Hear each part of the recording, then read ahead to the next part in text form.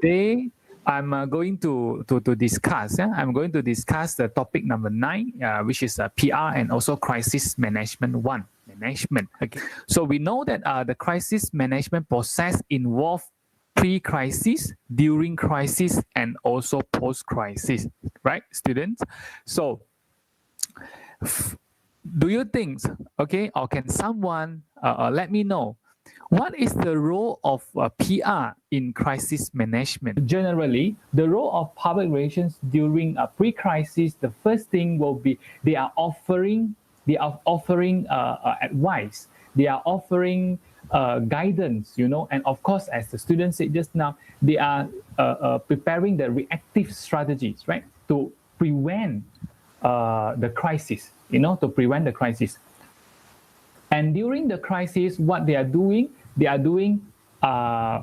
handling press. They are dealing with media. They are preparing press releases. They are preparing key messages. Right? Why?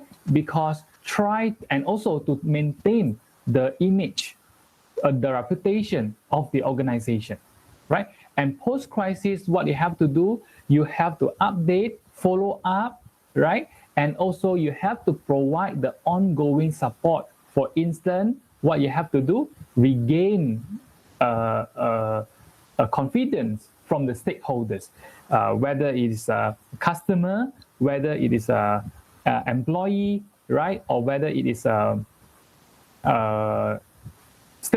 shareholder especially, right? Our investor. So our role, from pre-crisis until post-crisis is very important, right? It's very important. And the main thing here, right? The main thing here will be try to remain the reputation, try to take care of the organization reputation, okay? Try to lessen the harms to the reputation, yeah? Right. How he categorized from pre-crisis: signal detection, prevention, and then crisis preparation.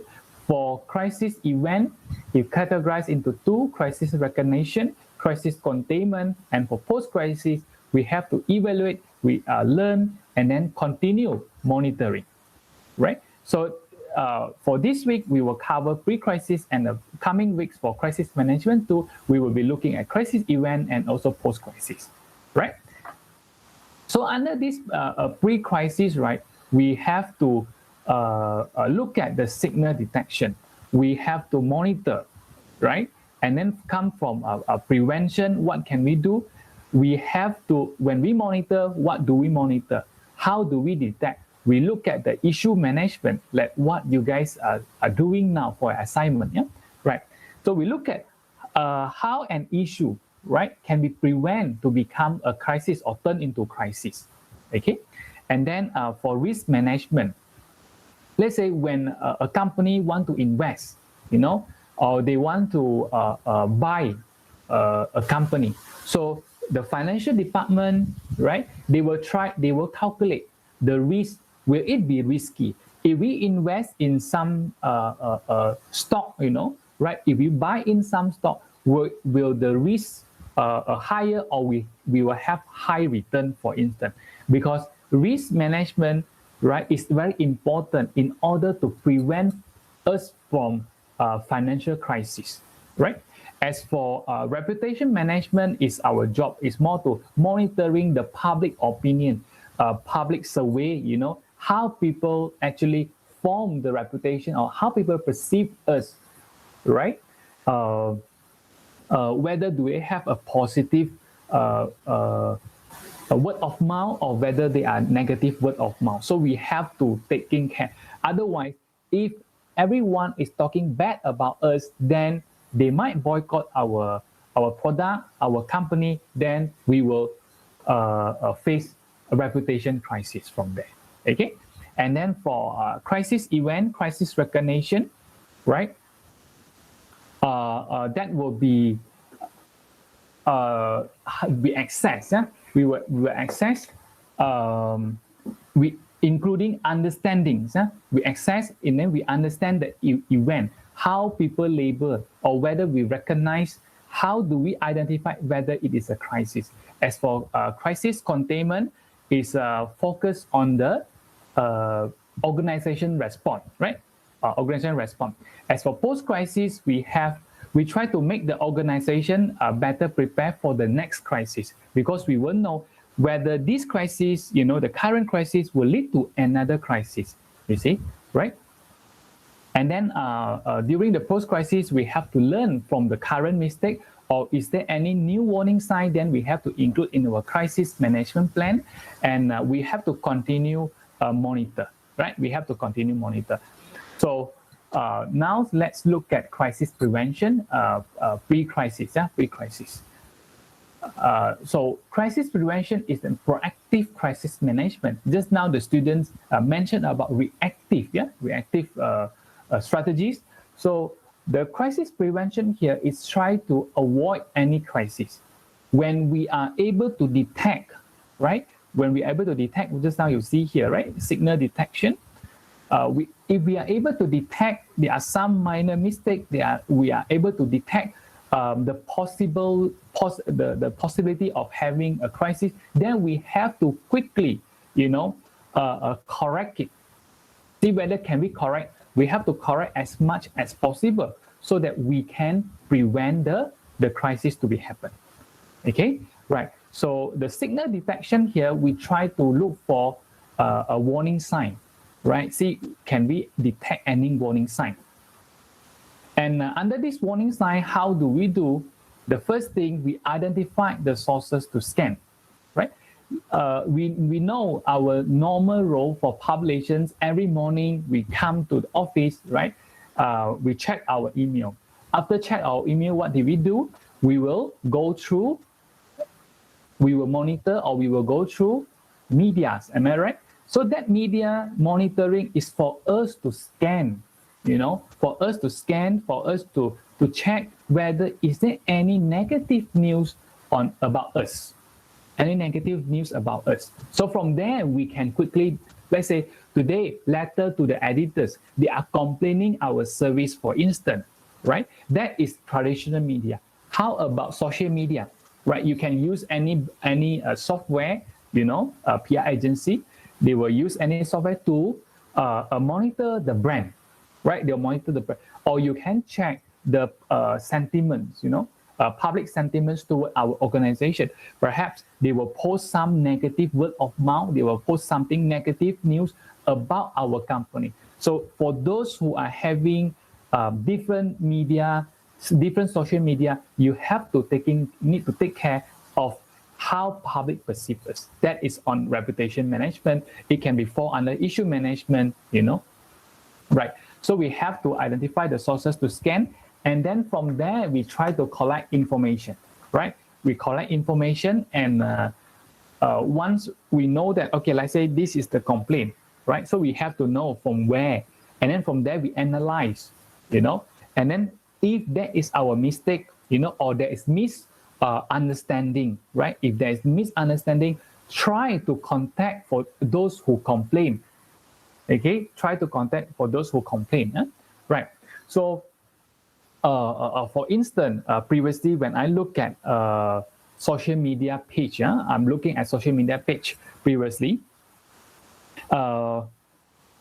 People is asking about A, but the company, they are never answer. Let's say they are asking about the bill, why is it so high, right? Why the bill, let's say telco companies, why the bill is high. So, but the company never answer why the bill is high, but they are answering B, when I ask A, you answer B. So the public is not happy, right? The public is not happy. And then they are saying, and the person that posts also reply, and then other people who are actually watching or look at the post, they also say, the customer is not asking you about B, they are asking you about A, why you didn't answer directly, you see? So you have to get back to them.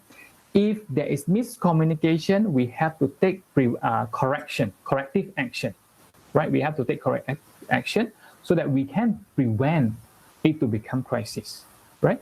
And then we try to evaluate, right? Is our corrective action properly done? If they are still not happy, why? So you have to quickly call them up. You have to quickly meet them face to face. If it is actually a small number, if it's a huge number, right? So it depends on what are the channel, what will be the possible channel for you to communicate with them, right? To communicate with them. So when come to this evaluative, we have to take like new safety procedures or any new standard operating procedure. For instance, if they dissatisfied about our service, post-service is very important, or they are not satisfied with the answer that is given to them, right? Yes, you do answer, but they are still not satisfied with your answer. So that is the most difficult thing for us, quite challenging. Yes, you say, okay, I as a PR practitioner, right, or corporate executive, yeah, I have already replied you. Why are you still not satisfied? Right? So we have to taking care of their emotion. We have to take care of their emotions and why they are still not satisfied with our response, right? So, and is it because how we reply them is not what they want, for instance, right? Okay, so that will be on pre-crisis. So now let's look at this, right? This is the terrorist attack, right? And on the right hand side, this is a fire, factory fire, for instance, right? So what will be the warning signs, or what are the warning signs for the following scenario?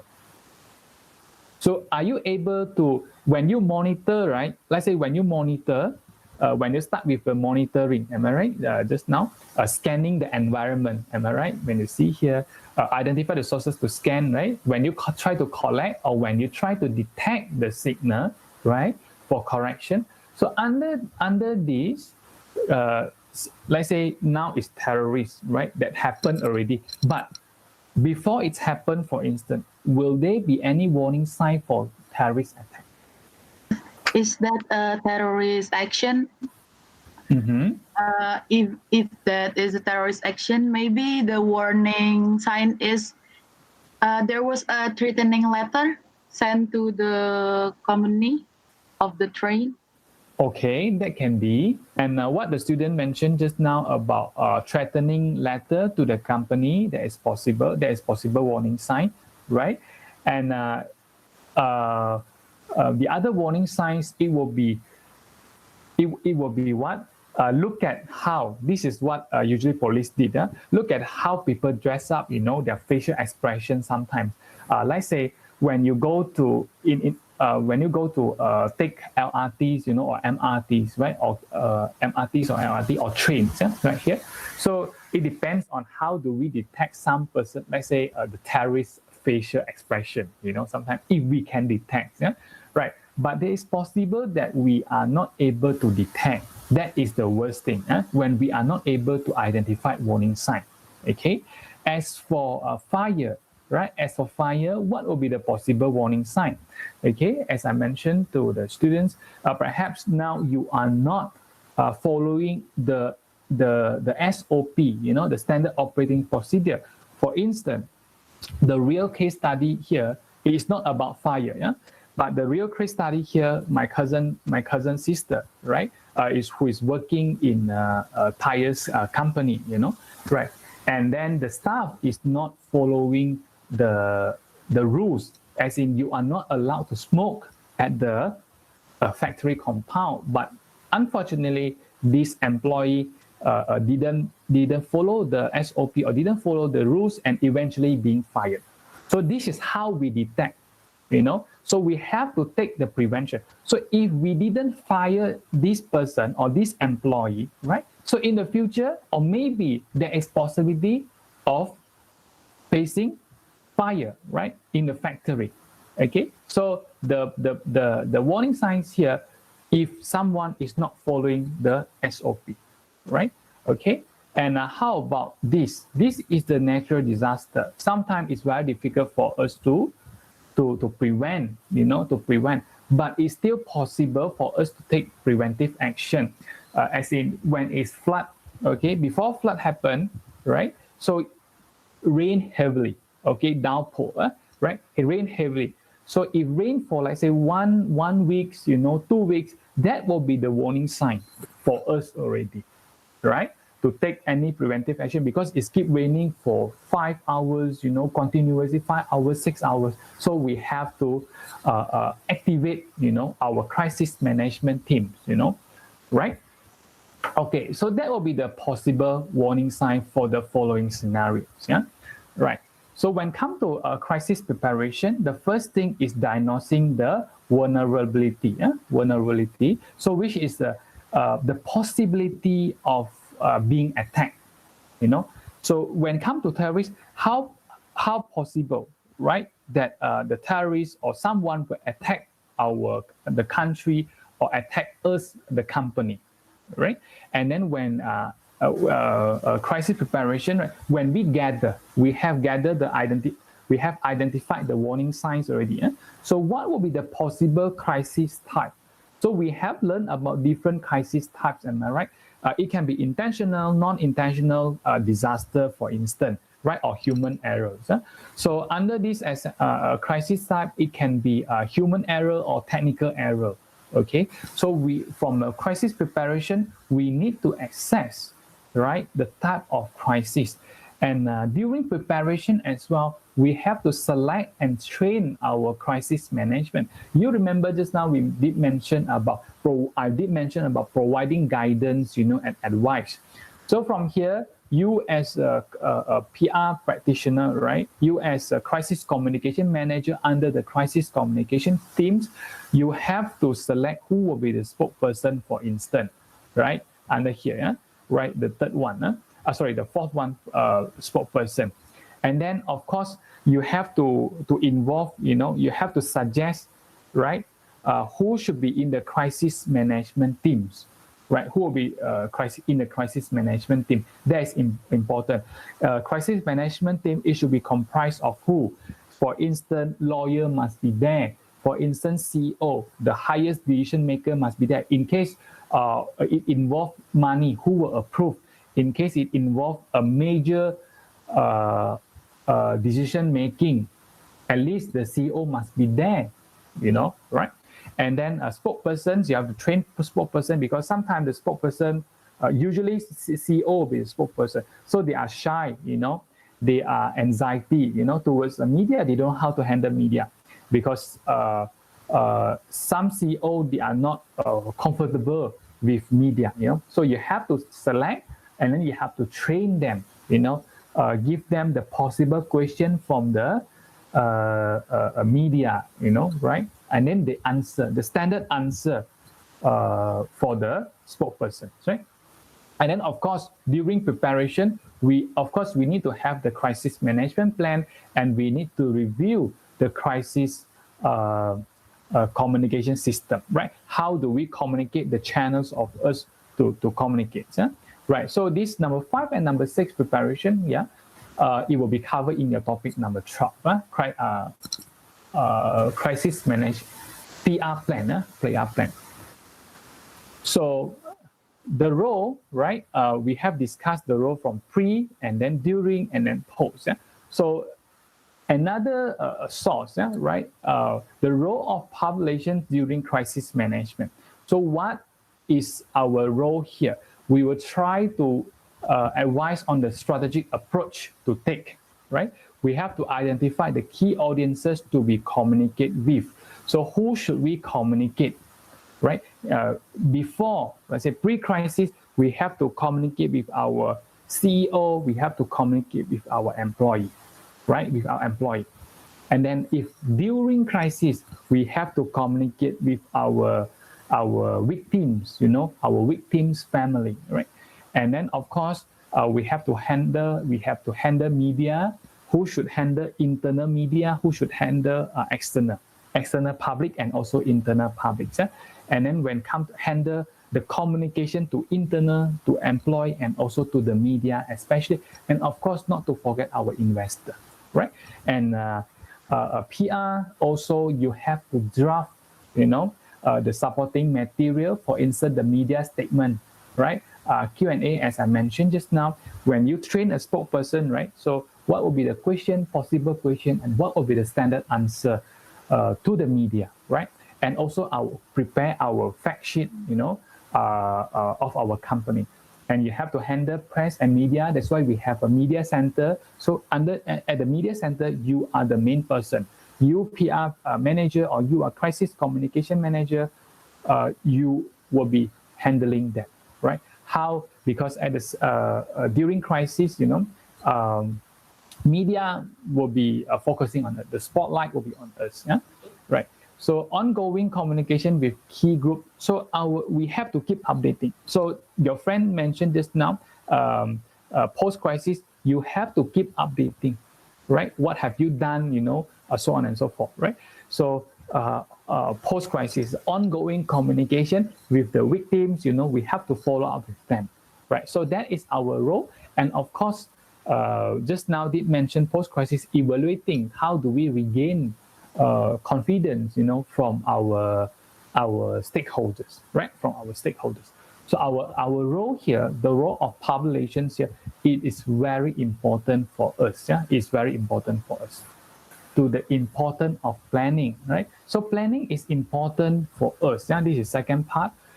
We have done the role of public relations, and then now the importance of planning, right? So planning is important for us as well. Let's say you have to select, who will be your spokesperson. You have to plan what type of information that you have to deliver to your stakeholders, right? To different type of stakeholders. Are the messages are all the same, or that can be different? What will be the main messages? What will be the main key message that you can convey across the stakeholder, right? So you have to plan all that from pre-crisis, right? Selecting a crisis management teams, you need to plan, okay? And when come to training spokesperson, you have to plan, right? So why you need to plan? Why you need to plan? Here, look at it. The first thing is we try to enhance the management, right? We have to enhance the management. What does it mean by enhance management here? What does it mean by enhance management here? Okay, enhancing the management here, it depends on how do we distribute the task, right? How do we distribute the task so that it will help us, it will let us know, okay, who should do what, okay? What is their role? Let's say just now we talked about the role of public relations, am I right? How about the role of HR human resource department? How about financial department? How about the manager's role, right? Okay, so we have to have a proper plan. Okay, HR department, this is what you should do. And then financial department, this is what you should do. So that when we plan, right, different people play different role. When we have a good planning, right? Okay, what A should do, what B should do, C should do. So it will enhance the management, the crisis management, the crisis management process. So the second one, why we need to plan, it will help us make a quick decision making, right? Because when come to a crisis, if we didn't plan, so it will delay our process, in dealing with the stakeholder. So decision making here, the planning here, right? It will help us to make a quick decision making. It will help us to make a good decision, right? A good decision making. So that will be the importance of planning, right? And then thirdly, why you need to plan, because we try to involve a stakeholder, right? We try to involve stakeholder. For instance, today, if you are not planning to have, you are not planning to cope the crisis, therefore you won't have a crisis management team, am I right? You won't have crisis management teams. So your CEO or other departments or legal departments, they won't know what they have to do if crisis happen, right? So when you involve you plan earlier, right, where you have crisis management plan, right, you have crisis management plan, you involve different stakeholders, right, you involve a CEO, you involve your employee, so at least they will know what they are supposed to do, right? So this is important, yeah, right? Which we have to involve our state so that they know what is our next step. Okay, after A, B, and then followed by C, right? How the flow of us handling the crisis, yeah, or manage the crisis. And come to last, it will help us to evaluate the performance, because during crisis management, we need to have different resources, am I right? For instance, you need to have human resource and of course, financial support as well. So we have to evaluate when we plan, if we have a good plan, if we have a good plan to face the crisis or to tackle the crisis, it will help us to evaluate our performance. Whether do we have proper planning or not, whether do we use a good spokesperson or not, whether do we is our messages, yeah, is our messages appropriate, is our messages sufficient, you know, to the different type of publics, right, to the publics, okay, or different type of publics here, investor, employees, right, and also victims. So that is why planning is important, because it will enhance management and make a quite and good decision making, and then try to involve stakeholders so that they are also involved in the prevention stage or dealing with the crisis management or tackling the crisis. And of course, we have to evaluate our performance. Yeah, right. If you plan, right. Okay, so now thirdly, is about it's about communication strategies. Right? It's about communication strategies. So we know that during crisis, you know, pre-crisis, what is the communication strategies we have to use during crisis and also post-crisis, what we should use, because we are communicate with the different stakeholders. You see, we are communicate with different stakeholders, right? So according to health, we have to know what is the objective of our communication, right? So pre-crisis, before crisis happen, what is our objective? What is our communication objective?